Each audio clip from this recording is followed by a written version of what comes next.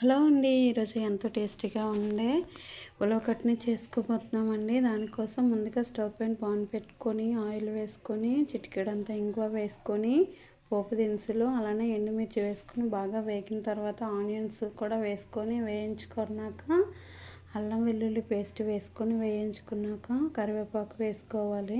తర్వాత 2 టమాటాలను తీసుకొని చిన్న చిన్న ముక్కలుగా కట్ చేసి వేసుకొని బాగా వేగిన తర్వాత రుచికి సరిపడా సాల్ట్, పసుపు, కారము, ధనియా జీలకర్ర పౌడర్ వేసుకొని వేయించుకోవాలి. అలానే చింతపండు ముందుగా నానబెట్టుకొని ఉంచుకోవాలండి. బాగా నానినటువంటి చింతపండుని తీసుకొని వాటరు తీసుకొని అందులో టమాటా ముక్కల్లోనూ వేయించిన దాంట్లో వేసుకోవాలి.